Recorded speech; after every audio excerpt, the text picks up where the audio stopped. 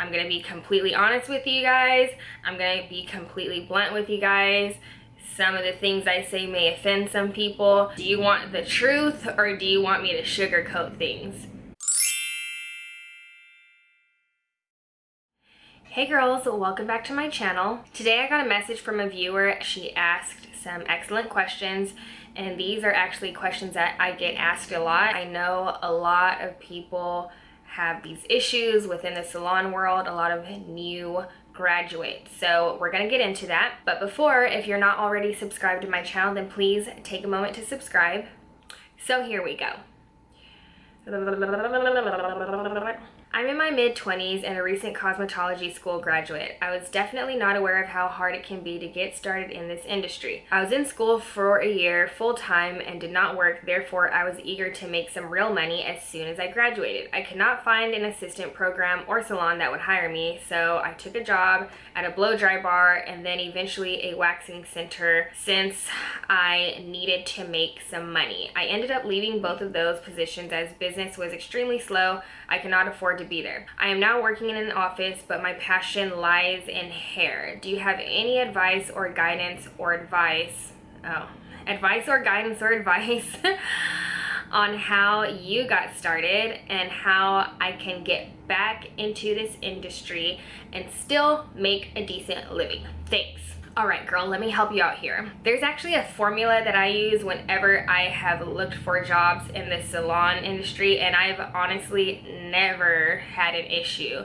The only time I've had an issue is if they weren't hiring. First and foremost, you have 3 options when you graduate beauty school in terms of the type of job that you get, or the way you get paid. You have the option to work for an hourly wage, and typically this happens if you are an assistant or if you work somewhere like some kind of chain salon like that where they can give you an hourly wage. Second option is to become a commission employee. The third option is to become a booth renter, okay? Out of those 3 options, if you are fresh out of school, I always suggest becoming an assistant first, or working in a setting where you do get an hourly wage, so at least you're taking home a paycheck, versus jumping straight into the world and going for commission. Because if you're fresh out of school, you don't have clients. If you don't have clients, you don't get paid, therefore you don't make money, therefore you don't eat, therefore you can't pay your bills, therefore you can't drive your car, therefore you don't have a roof over your head. The third option is something that I only suggest if you're more advanced in the business and you do have a clientele, which is booth renting. Because once you sign a lease to rent a booth, each week you have to pay, let's throw a number out there, $300 a week to rent a chair. You bring in your own clients and whatever, it's $300 a week. So whether you made $300 that week or whether you didn't, you have to pay the business owner or landlord, whatever, that $300. Okay, so again, like I said, if you're fresh out of school, I think that it's so important to either become an assistant or work at a place where you are getting an hourly wage, so at least you are able to have some sort of money.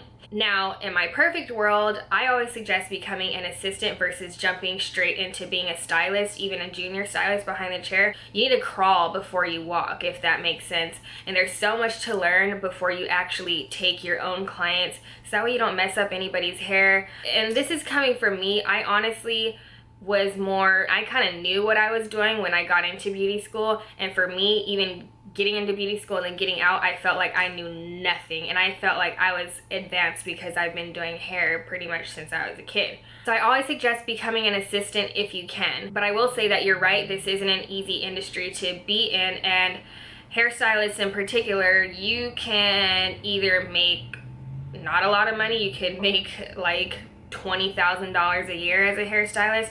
You can also make 6 figures. You can also make millions of dollars a year as a hairstylist. It all depends on what you do, but I am going to give you guys a formula of how to succeed in this industry.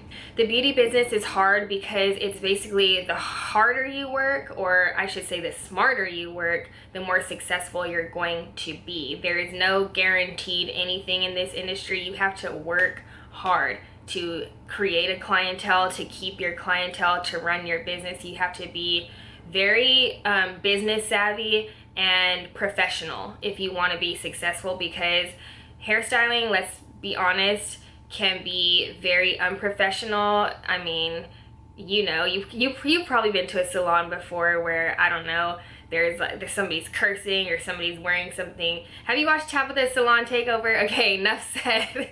Hairstylists can be rude. Like, it's just a very unprofessional profession, because I feel like a lot of times we're left to our own devices. Most people need somebody to tell them what to do and how to be professional, but that's why I'm here for you guys, so you guys don't have to worry about that. So this is the top secret formula to being successful in this business. I'm gonna be completely honest with you guys. I'm gonna be completely blunt with you guys. Some of the things I say may offend some people. Do you want the truth, or do you want me to sugarcoat things? I'm sure you guys want to know the truth, right? The number one thing is that you have to look the part, okay?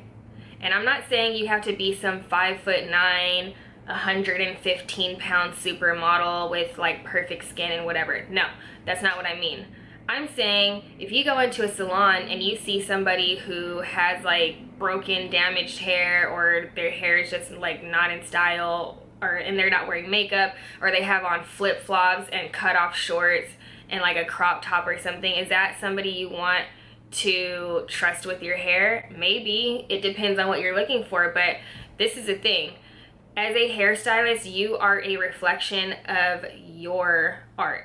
So if you want to go to somebody who has damaged hair and who wears flip-flops and like cut off shorts in the salon and a crop top, then you should go to her, because that's what you want to look like. That's her style, and that's what she's going to give to you. So as a beauty professional, you have to have your hair done when you go in for an interview. You should have your hair done no matter where you are, because even if you go to a grocery store, somebody could stop you and say, oh my gosh, I love your hair. And that's the perfect opportunity to tell them, oh, well, thank you. Actually, I'm a hairstylist. Let me give you my card. Or I love your makeup. So you want to have your makeup done. Even if you're one of those girls who doesn't wear makeup, it's time to start, all right?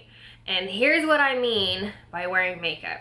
I actually did my makeup today in a way to show you guys a look that is kind of neutral, meaning not just color wise, but I mean it shows that I know how to do makeup and I look put together, but I don't look like a drag queen. Just look professional, look like you take care of yourself, have your nails done. This is so important to me, because if you guys are doing makeup and you're touching somebody's face, or no matter what, I would never ever feel comfortable with broken, like chipped nails and things like that, because I'm touching people. It doesn't mean that you have to go all out. Don't look like you're going to a club, because it can go either way. And I'm gonna be completely honest with you. My experience working in the salon, I've seen girls come in who want to come in for an interview or whatever, and I think in their heads they think, I want to get hired, so I want to look like a hairstylist or look like a makeup artist. You don't want to go to the extreme of doing too much. I've seen it happen so many times where girls, I think they want to look the part so badly that they just do crazy things with their hair. I like to call it beauty school hair, because when I was in beauty school, I had like a chunk of hair right here that was pink. It was not cute. And just, you know, that's your time to experiment with your hair and everything. So of course, sometimes in beauty school, you're not gonna have the best hair, but try to just remain neutral, like the way I kind of look right now, without doing too much and without looking like you don't do anything. Like you could tell I did my hair, right? But dress for the job that you want. So for me personally, I've never really tried to get jobs at salons or barbershops or anything like that their aesthetic is kind of punk rock and people have like, I don't know, mohawks and tattoos and piercings and all that kind of stuff, because that's not my style. So I wouldn't apply to a place like that.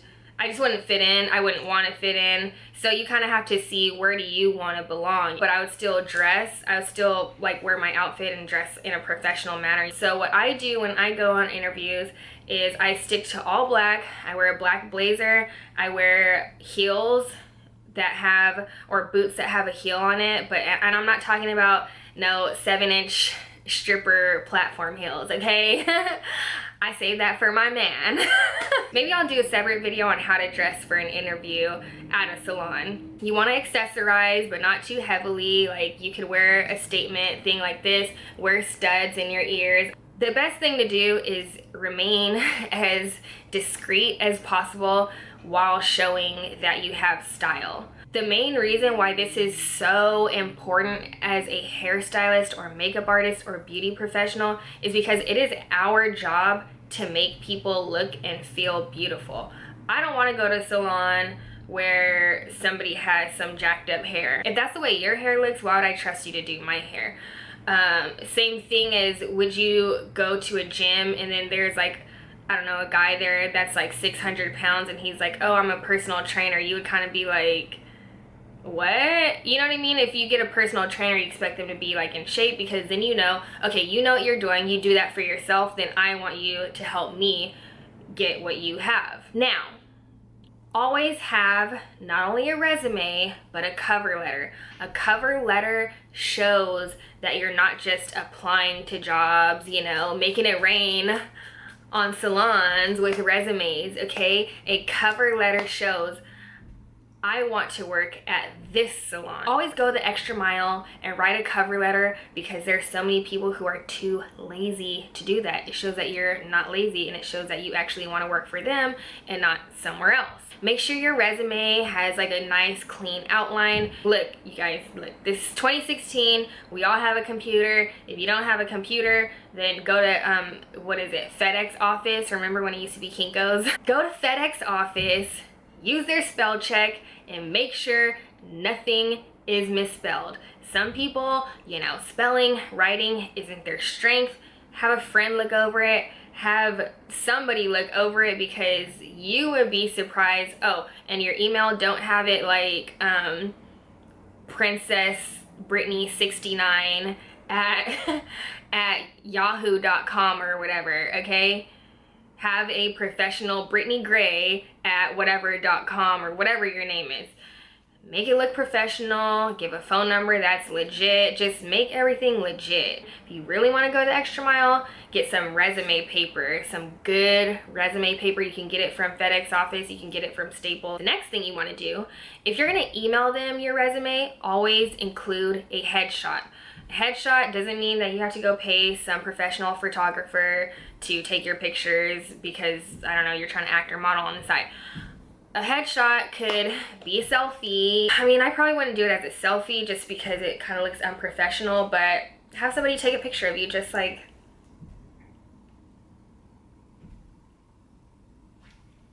that. Something that just shows what you look like via email, because again, looking the part is a big thing. And again, when I say you have to look the part, I'm not saying you have to be the most gorgeous person in the world. What I'm saying is you have to look like you are gonna show up to work with your makeup on and your hair done, your nails done, you look clean, okay? That's all you need to show. The next thing you want to bring to your interview is a portfolio. Now, I know if you're just starting off in beauty school, you're not going to have a huge portfolio of things you've done because you haven't had that much work. But a portfolio can be pictures that you took on your iPhone. You guys don't have to do too much. Not everybody brings a portfolio, but this will just take it that extra mile. If you have a nice, actually, let me show you guys mine. And this is very easy to make. So I happen to have my portfolio here that I brought to an interview maybe a year and a half ago, maybe 2 years. So this is what it looks like. Let me cover my info there. I got this binder from FedEx office probably, but it has a little insert in the front. So I just made a little cute little picture there that shows my work, and then put Brittney Gray. I was doing the most. So when you open it up here, I love these little folders that have the business card thing in it, but I just put my business card in here. So you take it out. Oh, girl, I was going all out. I put 2 in there. Yeah, so that's my business card, or my old business card at least. Put that in there. You can get these, make business cards, girls. All it has to have is your, look, it says Brittney Gray, hair, makeup, brows, and I put my phone number, my email, and my YouTube channel on there. You don't have to have a YouTube channel. You could, if you have an Instagram, you can put your Instagram on there, but make sure there isn't any like, you know, pictures of you on the counter, you know, the bathroom counter picture with your butt hanging out. First page, I just got these like sheet protectors. I put my resume all right here, objective, profile, experience, and I mean, I only put like 3 different things. You don't have to tell them about the time you worked at McDonald's or something, or El Pollo Loco in freaking 11th grade like I did. Education, basically where did you go for school, and your specialized training. You can milk this, girls, okay? If you've ever been educated in anything, if somebody came into your school, I remember when I used to be in beauty school, people would come in and do a demo, a blow dry demo, like say they worked for, I don't know, Conair or something, or you want to do something more professional. So say they work for Croc or Elchum or something like that, then just say, oh, I've been trained in this brand, this brand, this brand. Like, milk it. It shows that you have some sort of product knowledge. And when I didn't have any professional salon training, I would just say, I've been trained in this brand, Anastasia Beverly Hills, or whatever it is, because I used to work at Ulta. Doesn't have to be crazy, you guys. So next page, I put, so this is my resume. The next page is my cover letter. Girl, I was going in on this portfolio. Next page is just pictures of my work. That's actually my mom. All I did was get this like black paper. I forgot what it's called, but it's like hard. It's more of like, do you hear that? Like the density of like an index card. And then I just got a 5x7 picture. I printed these out at FedEx office, put that on there. It's a clean, nice background, and look at that. It just looks like, okay, she knows what she want out of life. Yeah, just show different things. So that was like my mom. This is actually a picture of one of my friends. This is an actual client. This is my sister-in-law.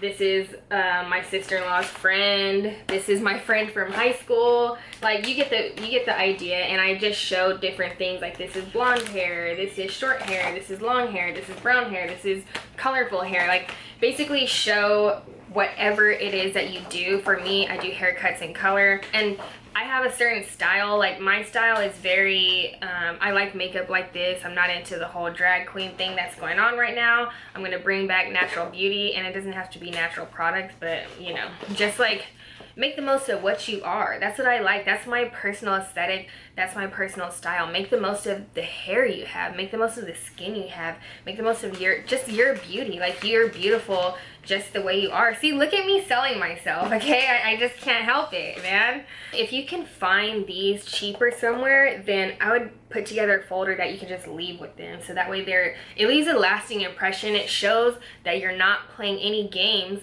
and that you mean business, okay? And when a salon knows that you mean business, you can negotiate. You don't always have to just settle for minimum wage, or I don't know, whatever the first offer is that they give you. When you're in high demand, then you can make demands, but be realistic about your skill set and everything like that. Bring a portfolio. That makes so much of a difference, especially when you're fresh out of school. Girl, thank me later for this video, okay? If somebody were to come to me and they were like, I want to be your assistant, and they look the part, they give me a portfolio, even if it's just their friends or their sisters or their moms, it doesn't matter. Just show, I have pictures of all these women that I did their makeup on. Get together, have a party. Say, hey girls, friends, whatever, get 5 people. Say, come to my house, I'll give you some wine, I just want to, and some food or something. You know, we like to eat, okay? Give me some wine and some food and I will be there, okay? And I just want to do your hair, I want to do your makeup, take a picture for my portfolio, call it a day. If you guys want me to make a separate video going in depth into how to make an amazing portfolio, then let me know. So all of that info is super helpful. And last but not least, I do want to tell you guys, be confident. I know it's a very scary world out there when you're fresh out of school, you're nervous, you're like, oh, am I gonna get this job? Am I good enough? I don't really have people skills yet.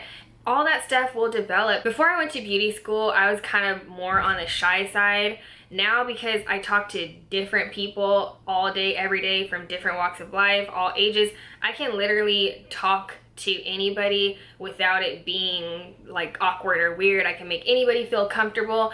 And that is a skill that all comes from hairdressing, okay? If you don't take anything else, just know that if you have a cosmetology license in your hands, or esthetician license, whatever it is, nail technician license, if you have that license, that certificate in your hands, okay, be confident, because it shows that you know what you're doing. Everything else you can learn. You can learn to be better. You can learn people skills. You can learn to talk to people. You can learn to sell. You can learn so many things. I'm here to help you. Be confident, because you have that certificate for a reason. It's because you're good at what you do, and you know what you're talking about, and you know your S, okay? I'm not gonna curse, but you know your S. I hope this was helpful. Again, if you want me to go in depth on anything that I talked about in this video, let me know. I'm on a roll with these videos here. I'm trying to get 5 out a week. Don't hold me to it just yet, but I'm trying. Leave me a comment down below, like this video, share it with your friends who are in beauty school maybe, share it with your hairstylist, I don't know, just share it. People need to know these things, it's so important. If you're not already subscribed to my channel, then take a second to subscribe. Follow me on Instagram, Snapchat, Twitter, and Facebook. And other than that, you guys will see me in my next video, so thank you so much for watching. Bye.